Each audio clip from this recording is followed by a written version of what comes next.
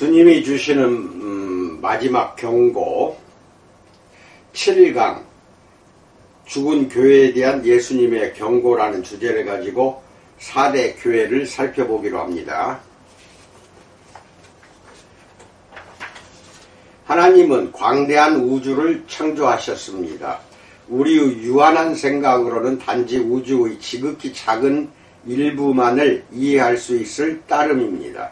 심지어는 광활한 우주 공간에서 우리가 보았다고 생각하는 것조차도 잘못된 착각일 수 있습니다. 예를 들어 1광년은 빛의 약 초속 30만 킬로미터의 속도로 1년 동안 직진한 거리를 가리킵니다. 따라서 1광년의 거리는 9조 6천만 킬로미터가 넘습니다. 밤중에 바라보는 하늘의 별빛은 방금 발출된 빛이 아닙니다. 그 빛은 5년이나 10년 또는 20년 전의 빛일 수도 있고 수십 년 전이나 심지어는 이미 오래전에 별 자체가 사라지고 난 뒤에 도착한 빛일 수도 있습니다.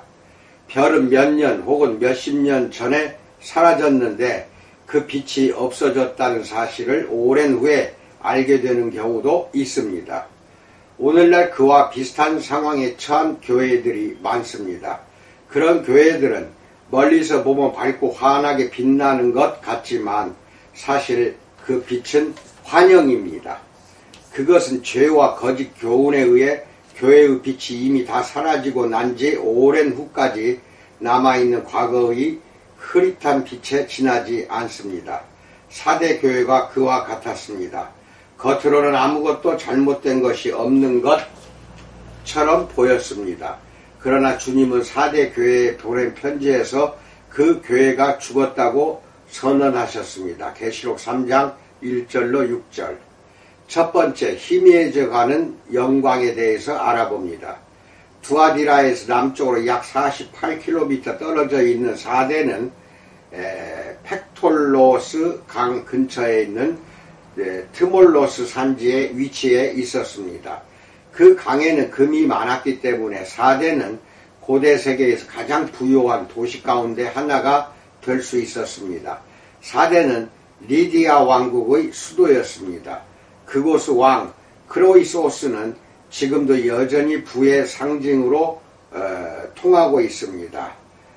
예를 들어 크로이소스만한 부자 이렇게 통합니다. 4대는 금화와 은화를 최초로 제조한 도시로 알려져 있습니다. 또한 전승에 따르면 양모, 염색 기술이 4대에서 최초로 개발되었다고 합니다. 이 직물 제조는 1세기 내내 4대의 가장 중요한 산업 가운데 하나가 되었습니다. 그런 막대한 부를 소유한 도시는 스스로를 보호할 능력을 잘 갖추는 것이 중요했습니다. 4대는 해발 457m의 산 위에 위치했고 사방이 깎아지른 절벽과 산들로 둘러싸여 있었습니다. 도시로 통하는 길은 가파른 산길 하나뿐이었습니다. 한마디로 난공불락의 요새나 다름없었습니다. 사람들이 부주의하지만 않았어도 4대는 결코 함락되지 않았을 것입니다. 리디아 왕 크로이소스는 헬라의 신에게 조언을 구했고 그로부터 자만심에 빠지지 말라는 경고의 말을 들었는데도 불구하고 바사 제국의 고레스 왕을 공격했다가 크게 패하고 말았다. 4대에 돌아온 그는 군대를 정비해 또다시 공격에 나섰지만 고레스 왕은 그를 신속하게 추격해 4대까지 밀고 들어왔다. 그는 아크로폴리스 꼭대기의 난공불락의 위치에 있는 자신이 절대적으로 안전할 것이라고 믿고 도시 아래쪽 가파른 바위들 사이에 몰려있는 바사 제국 군대를 상대로 쉽게 승리를 거둘 것이라고 예상했다. 사실 그들은 리디아 군대가 쉽게 공략할 수 있는 먹잇감처럼 보였다. 쌍방의 전투가 아직 진행 중인 어느 날 저녁 크로이소스는 잠시 휴식을 취하고 나서 보니 바사 제국의 군인들이 한 사람씩 가파른 성벽을 기어 올라와 아크로폴리스를 장악한 것을 발견했다. BC 549년 안전을 확신한 사대인들은 적군이 그런 식으로 접근하리라고는 전혀 생각하지 못했기에 아무런 방비도 하지 않고 있었고, 그 덕분에 바사 군인들은 조금의 저항도 받지 않고 성벽을 기어오를 수 있었다. 그런 식의 공격은 어린이도 막을 수 있는 것이었지만 성벽 쪽으로는 절대 접근할 수 없을 것이라고 믿고 그쪽을 감시할 경계병을 단 한 사람도 세워두지 않은 것이 화근이었다. 그로부터 350년이 흐른 뒤에도 똑같은 일이 되풀이되었다. BC 195년 안티오코스 대제는 그레데 출신의 믿음직한 산악 전문가의 도움을 받아 사대를 정복했다. 당시 그릇된 자신감에 찬 부주의한 방어자들은 단지 남쪽에 있는 트몰로스 산과 연결된 좁고 짤룩한 길만을 방비하는 것으로 만족했고, 그의 군대는 또 다른 방향으로 도시를 공격해 들어가 그들의 허를 찔렀다 라는 고대사가 있습니다. 사대는 그리스도께서 탄생하기 약 100년 전부터 로마 제국의 통치를 받기 시작했습니다. 그러다가 17년에 대규모 지진이 발생해 도시는 순식간에 폐허로 변하고 말았습니다. 로마 황제 티베리우스가 도시를 재건했고 그 후 사대에는 그를 기리는 신전이 건축되었습니다. 그러나 사대의 가장 중요한 신은 키벨레 여신이었습니다. 사대의 유적은 오늘날까지도 사르트라는 터키의 도시 근처에 여전히 남아 있습니다. 사대는 로마 제국의 시대에도 계속 번영을 누렸지만 이전의 영광에는 이르지 못했습니다. 사실 그곳은 쇠락해가는 도시였고 교회 또한 크게 부패한 상태였습니다. 성경은 사대의 교회가 설립된 시기를 정확히 밝히지 않습니다. 바울이 에베소에서 사역할 때 처음 시작되었을 것으로 추정됩니다. 사도행전 19장 10절. 사대 교회에 보내는 그리스도의 편지는 다른 편지들과 다른 점이 한 가지 있습니다. 구체적으로 말해 박해, 거짓교훈, 거짓교사, 세상과의 타협을 비롯해 교회를 부패시키는 여타의 죄에 대한 언급이 전혀 발견되지 않습니다. 그러나 사대 교회가 그 모든 문제를 안고 있었다는 합리적인 추론이 가능합니다. 그들도 주님이 언급하신 영적 쇠퇴의 길을 걷고 있었을 것이 틀림없습니다.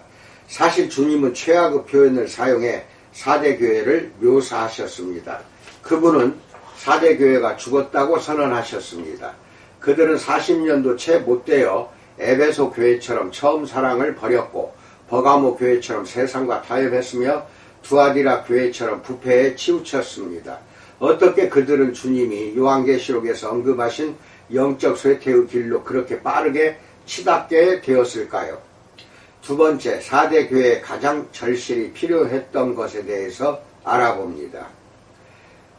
주님은 사대 교회에 보내는 편지에서 자신을 하나님의 7영과 7별을 가지신 이 계시록 3장 1절에서 일컬으셨습니다. 지금까지 살펴본 대로 그리스도께서는 요한이 처음에 본 환상에서 자신의 성품을 구체적으로 드러낸 표현들을 빌려와 개개의 교회를 향한 말씀을 강화하는 방식을 취하셨습니다. 그러나 하나님의 7영이라는 표현은 거기에서 좀 더 거슬러 올라가서 요한이 소아시아의 7교회에게 전한 인사말에서 비롯되었습니다. 계시록 1장 4절. 요한은 아시아에 있는 7교회에 편지하노니 즉 이제도 계시고 전에도 계셨고 장차 오실 이와 그의 보좌 앞에 있는 7영과 라고 말합니다. 그는 이 표현을 요한계시록에서 반복적으로 사용했습니다. 계시록 4장 5절, 5장 6절. 그렇다면 성령은 오직 한 분뿐인데 에베소 4장 4절, 이 표현은 대체 어떤 의미일까요? 이 표현을 이해하는 방법은 두 가지입니다. 첫째는 성령과 메시아의 관계를 묘사하고 있는 이사야서 11장 2절에 근거한 해석입니다. 이사야서 11장 2절에서 그의 위에 여호와의 영 곧 지혜와 총명의 영이요 모략과 재능의 영이요 지식과 여호와를 경외하는 영이 강림하시리니 라고 말합니다. 그들에게는 성령도 없었고 영적으로 자격 있는 목회자도 없었습니다. 그들에게는 경건한 지도자가 없었습니다. 그들은 진리를 사랑하지도 않고 알지도 못하는 사람들의 인도 아래 그릇된 길로 나아갔습니다. 그들 안에는 성령의 생명과 능력이 존재하지 않았습니다. 성령의 능력 주심과 깨우침의 사역이 완전히 중단되었습니다. 성령과 충실한 지도자가 없었기 때문에 4대 교회는 죽고 말았습니다. 오직 죄와 육신과 불신앙이 교회를 지배했고 그 안에는 거듭나지 못한 사람들이 득실거렸습니다. 4대 교회의 절박한 영적 상황은 오직 그리스도만이 해결할 수 있었습니다. 세 번째, 죽은 자들의 행위에 대해서 알아봅니다. 지금까지 주님의 편지는 처음에는 교회 안에 남아있는 충실한 신자들에 대한 칭찬에서부터 시작하곤 했습니다. 그런데 4대 교회의 경우는 그렇지가 않았습니다. 주님은 계시록 3장 1절에서 내가 네 행위를 아노니 네가 살았다 하는 이름은 가졌으나 죽은 자로다 라는 말씀부터 불쑥 꺼내셨습니다. 우리 하나님은 전지하십니다. 그분은 모든 것을 보실 뿐 아니라 또한 깊이 꿰뚫어 보십니다. 4대 교회는 인간의 눈으로 보기에는 멀쩡해 보였습니다. 그러나 그리스도께서는 내가 살았다 하는 이름은 가졌으나 죽은 자로다 라고 말씀하셨습니다. 주님은 행위의 외관을 꿰뚫어 마음의 참된 본질을 보실 수 있습니다. 주님이 말씀하신 것은 물리적인 죽음이 아닌 영적 죽음입니다. 이 죽음은 바울이 말한 허물과 죄로 인한 죽음과 일맥상통합니다. 에베소서 2장 1절. 그는 골로새서 2장 13절에서도 범죄와 육체의 무할례로 죽었던 너희라고 말했습니다. 이것이 주님이 4대 교회를 가리켜 말씀하신 죽음입니다. 주님은 4대 교회가 세상과 마찬가지로 구원받지 못했다는 것을 잘 알고 계셨습니다. 안타깝게도 오늘날에도 그런 교회들이 많습니다. 세상에는 성경을 하나님의 말씀으로 믿지 않는 자유주의 교회들이 도처에 차고 넘칩니다. 그들은 그리스도의 신성과 속죄 사역을 부인하고 복음을 인정하지 않습니다. 경건의 모양과 예배의 형식은 갖추었지만 그 안에 영적 생명은 존재하지 않습니다. 겉으로만 그리스도께 헌신하는 척하는 것은 가짜입니다. 그들은 거듭나지 못한 사람들이 구원받기를 간절히 바라는 마음이 없었습니다.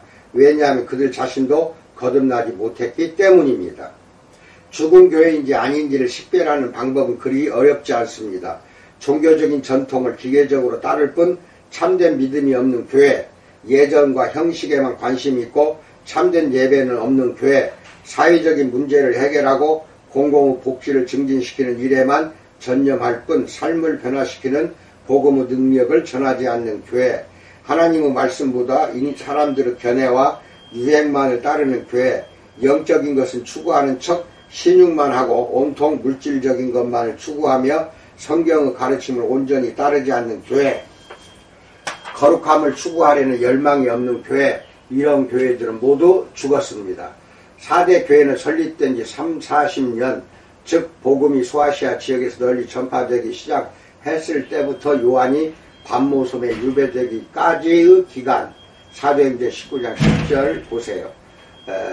그 30-40년도 채 지나지 않아 생명을 다하고 말았습니다. 그런 신속한 쇠퇴 그 자체가 곧 중대한 경고가 아닐 수 없습니다. 무엇이 교회를 그토록 빠르게 죽일 수 있었을까요? 몇 가지 요인이 있습니다. 첫째, 오류가 교회를 죽입니다. 즉 거짓 가르침과 거짓 교리는 교회의 혼란과 부패를 부추겨 생명을 앗아갑니다. 둘째, 죄가 교회를 죽입니다. 죄는 조금씩 교회의 생명을 갉아먹습니다.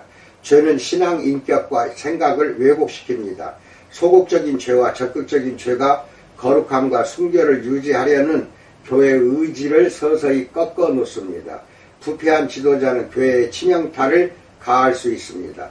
셋째, 세상과의 타협이 교회를 죽입니다. 죄의 살상력이 교회를 마음껏 휘젓게 하려면 불신자들을 마구 받아들이면 됩니다. 불신자들을 받아들여 지도자의 직분을 주면 교회의 목을 잘라 질식하게 만들 수 있습니다. 궁극적으로 교회는 한 가지 요인 때문에 죽습니다. 그것은 바로 죄입니다. 성경을 진지하게 받아들이지 않는 것이 모든 죄의 씨앗입니다. 4대 교회는 겉으로는 여전히 종교적인 모양을 갖추고 있었습니다.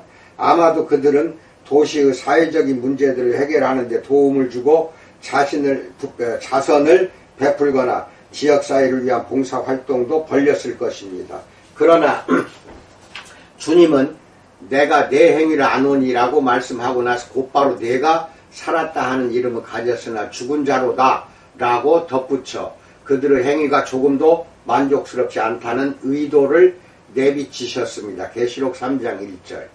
그들의 경건한 척하는 태도는 주님을 속일 수 없었습니다. 그들의 선행은 주님의 인정을 받을 수 없었습니다. 4대 교회는 사회적으로는 좋은 평판을 누렸을지 모르나 위선적인 삶을 살았습니다. 그 안은 영적인 공동묘지였고 그들의 선행은 다 죽은 시체를 가리는 위장에 지나지 않았습니다. 그런 점에서 그들은 삼손과 매우 흡사했습니다.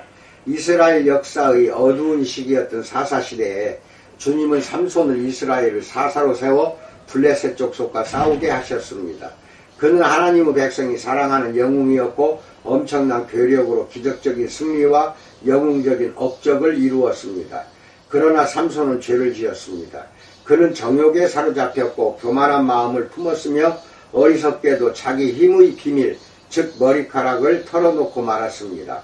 그러나 그가 힘을 잃게 된 궁극적인 이유는 머리카락을 잘렸기 때문이 아니라 하나님께 대한 서원을 어겼기 때문입니다. 그 후 블레셋 족속은 그를 다시 공격했고 그는 손쉽게 그들에게 사로잡혔습니다. 성경은 그때의 상황을 삼손이 여호와께서 이미 자기를 떠나신 줄을 깨닫지 못하였더라. 블레셋 사람들이 그를 붙잡아 그의 눈을 빼고 끌고 가사에 내려가 놋줄로 매고 그에게 옥에서 맷돌을 돌리게 하였더라 라고 사사기 16장 20절로 21절에서 설명합니다. 여호와께서 이미 자기를 떠나신 줄을 깨닫지 못하였더라. 참으로 가슴 아픈 말씀이 아닐 수 없습니다.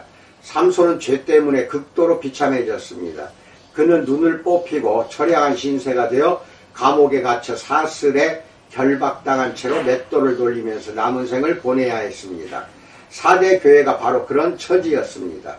그들은 한때는 살았고 능력이 있었지만 나중에는 세상을 벗삼고 죄를 용납하기 시작했습니다.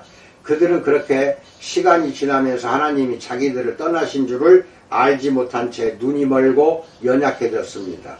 오늘날에도 그런 교회들이 너무나도 많습니다.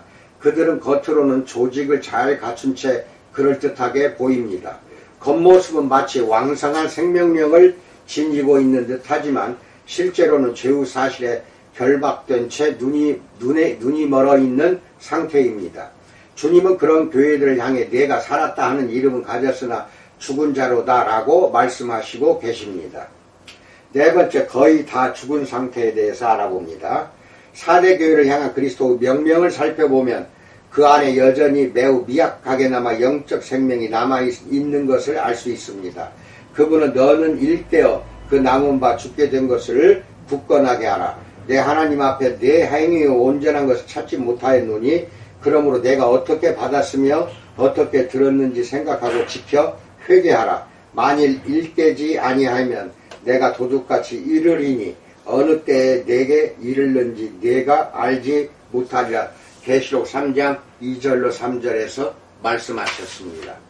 4대 교회가 아예 완전히 죽은 상태였다면 이렇게 말씀하지 않았을 것입니다. 주님은 4대 교회 안에 남아있는 소수의 신자들을 향해 말씀하셨습니다. 그분은 그들이 영적 죽음으로 치닫는 상태에서 교회를 구해내 필요한 개혁과 회복을 추구하게 하기 위해 5가지를 명령하셨습니다. 첫째는 2절에서 일깨는 것입니다.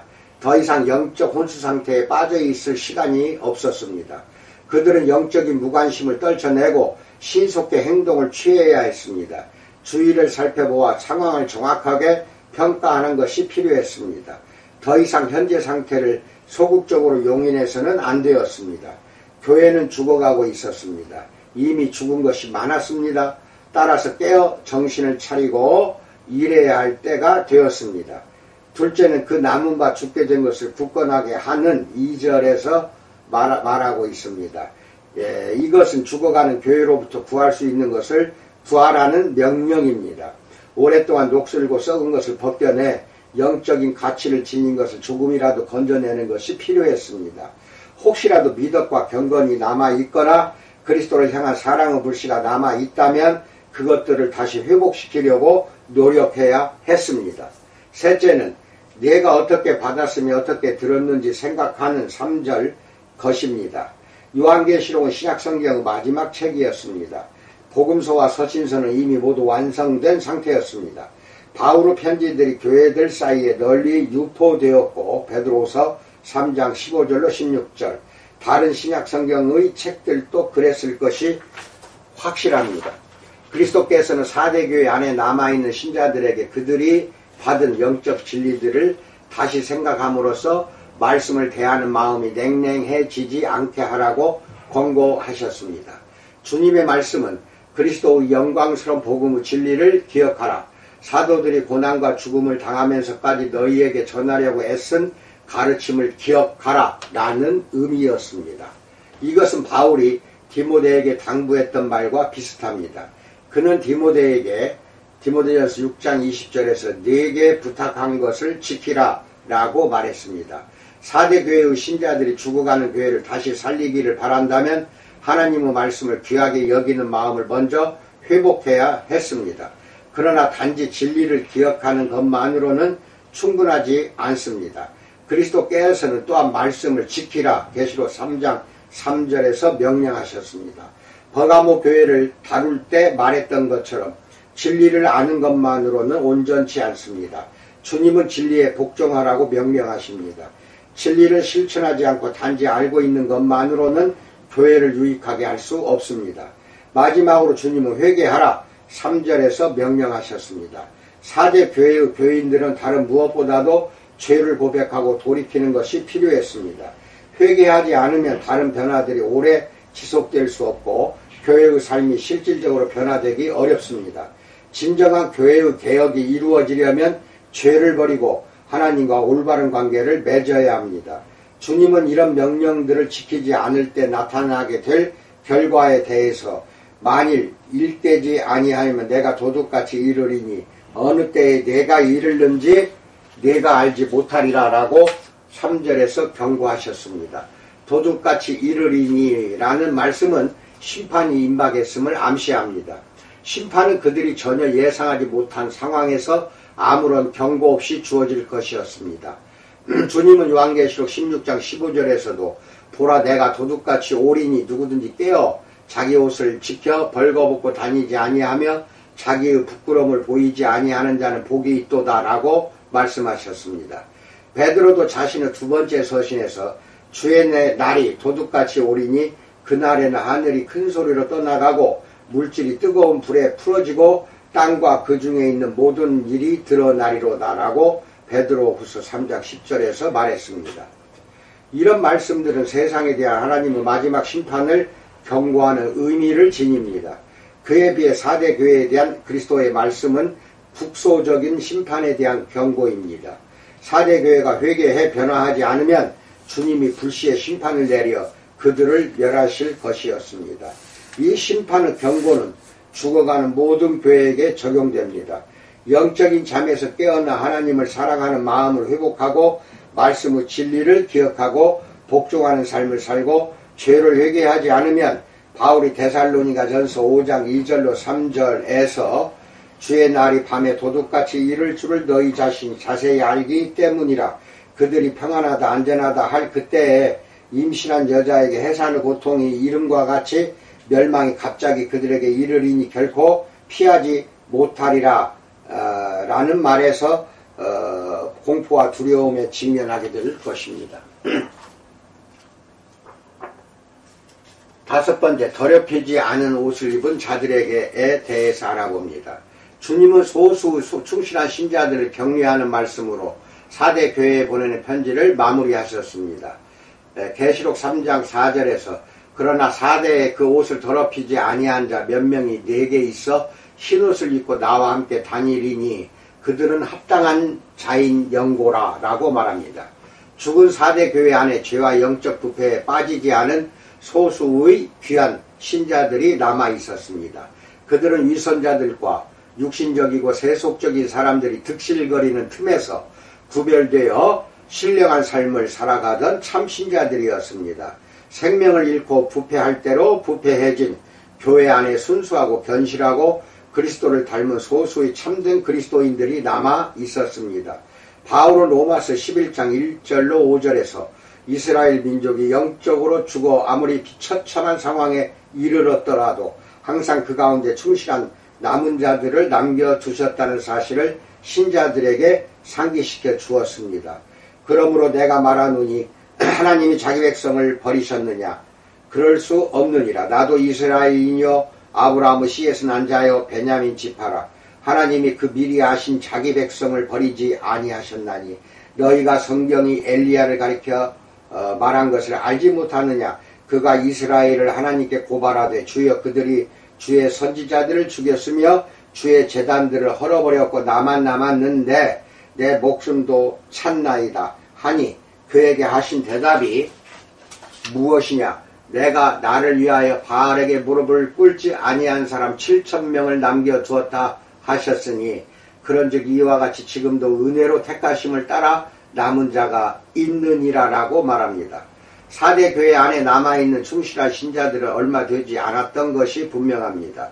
그들의 숫자는 교회가 죽었다는 주님의 평가에 아무런 영향도 미칠 수 없을 만큼 적었습니다. 그러나 주님은 진리를 사랑하며 끝까지 인내했던 충실한 신자들을 잊거나 무시하지 않으셨습니다. 히브리서 저자는 하나님은 불의하지 아니하사 너희 행위와 그의 이름을 위하여 나타낸 사랑으로 이미 성도를 섬긴 것과 이제도 섬기고 있는 것을 잊어버리지 아니하시느니라 라고 히브리서 6장 10절에서 말했습니다. 주님은 4대 교회 안에 있는 자기 백성을 잊지 않으셨습니다. 그분은 그들의 충실함을 편지에 기록해 모든 시대의 교회에게 전하셨습니다. 주님은 그들이 그 옷을 더럽히지 않았다라고 말씀하셨습니다. 문자대로 번역하면 더럽히지는 얼룩이 지거나 물이 든다는 뜻입니다. 성경에서 옷은 개인의 영적 상태를 가리키는 표현으로 종종 사용됩니다. 예를 들어 유다서 23절은 거짓 교사들에 의해 영적으로 부패하게 된 사람들을 육체로 더럽힌 옷으로 묘사했습니다. 더럽히지 않은 옷은 소수의 충실한 신자들의 경건하고 순결한 신앙인격을 나타냅니다. 교회가 전반적으로 부패한 상황에서 그들의 존재는 더욱더 크게 두드러져 보였을 것이 분명합니다. 그리스도께서는 그 충실한 남은 자들이 흰옷을 입고 나와 함께 다닐 것이라고 계시록 3장 4절에서 말씀하셨습니다. 그리스도께서 여기에서 말씀하신 흰옷은 절기나 축제 또는 군사적인 승리를 거둔 직후에 입는 옷이었습니다. 심지어 이방인들도 미덕과 선함을 상징하기 위해 깨끗한 흰옷을 입고 우상들을 숭배했습니다. 그들은 자신들이 우상들의 사랑과 호의를 받을 만한 자격이 있다는 것을 나타내고 싶어 했습니다. 그러나 주님이 말씀하신 흰옷은 단순히 희고 깨끗한 옷이 아니었습니다. 그것은 그리스도의 희생을 통해 깨끗하게 된 신자들에게 주어지는 영적인 옷, 곧 밝게 빛나는 정가된 의의 옷을 가리킵니다. 신자들은 어린 양의 피에 그 옷을 씻어 희게 되었도다라고 계시록 7장 14절에서 말합니다. 이것이 복음의 영광스러운 진리입니다. 바울은 한 사람이 순종하지 아니함으로 많은 사람이 죄인된 것 같이 한 사람이 순종하심으로 많은 사람이 의인이 되리라라고 로마서 5장 19절에서 말했습니다. 아담의 죄로 인해 죄인이 된 것처럼 그리스도의 죽음을 통해 의인이 됩니다. 바울은 하나님이 죄를 알지도 못하신 이를 우리를 대신하여 죄로 삼으신 것은 우리로 하여금 그 안에서 하나님의 의가 되게 하려 하심이라 라고 고린도후서 5장 21절에서 이 진리를 분명하게 나타냈습니다.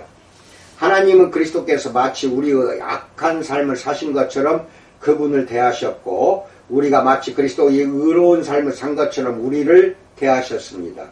그리스도 안에서 새로운 피조물이 된 우리는 그분의 의를 덧입습니다. 이제 하나님은 우리에게 자신의 거룩하고 완전한 아들의 모습을 보십니다.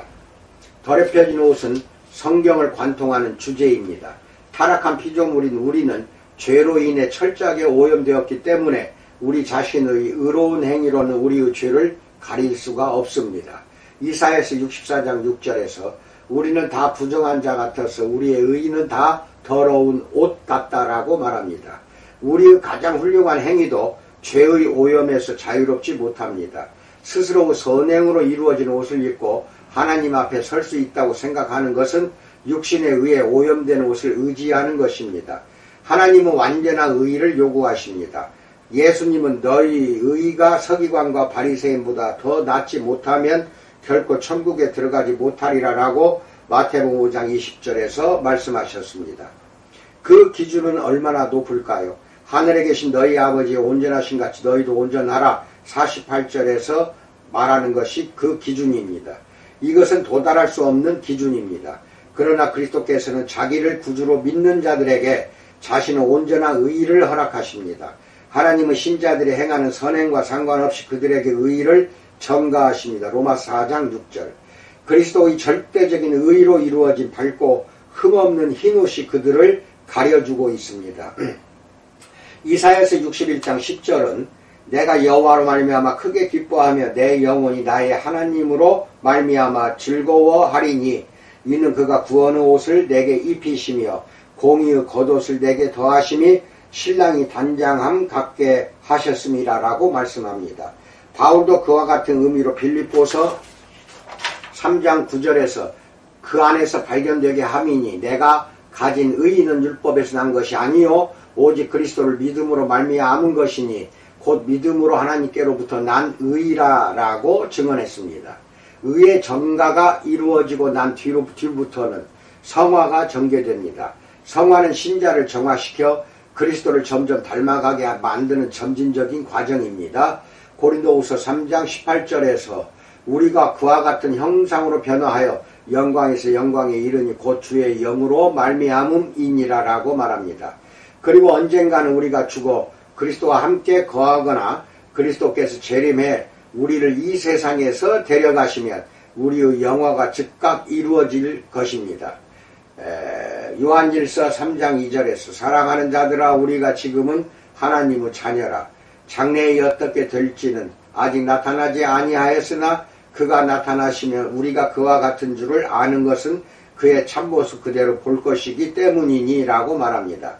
요한은 우리가 즐거워하고 크게 기뻐하며 그에게 영광을 돌리세 어린 양과 혼인 기약이 이르렀고 그의 아내가 준비하였으므로 그에게 빛나고 깨끗한 세마포 옷을 입도록 허락하셨으니 이 세마포 옷은 성도들의 옳은 행실이로다라고 계시록 19장 7절로 8절에서 교회가 어린 양 혼인잔치에서 입게 될 예복에 관해서 말했습니다. 4대 교회에 남아있던 소수 참신자들은 부정한 이교주의에 물들지 않았습니다. 그들은 죄에 굴복하지 않았고 죽은 교회 안에 있었지만 영적으로는 살아있었습니다. 그들은 믿음을 충실히 지켰기 때문에 구원자이신 주님과 더불어 영원히 거룩하게 살 것이었습니다. 6번째, 하나님의 생명책과 영원한 안전에 대해서 말합니다. 그리스도께서는 모든 신자를 염두에 두시고 계속해서 계시록 3장 5절에서 이기는 자는 이와 같이 흰옷을 입을 것이오 라고 말씀하셨습니다. 그분은 끝까지 인내하는 충실한 신자들이 자기의 의로 옷 입고 장차 실제로 의롭게 될 것이라고 약속하셨습니다. 여기에는 아무런 단서나 조건이 없습니다. 이것은 이기는 자 모두에게 주어지는 그리스도의 충실한 약속입니다. 요한일서 5장 4절로 5절. 이 점을 기억하는 것은 중요합니다. 왜냐하면 그 뒤에 이어지는 그리스도의 말씀을 잘못 이해하는 사람들이 더러 있기 때문입니다.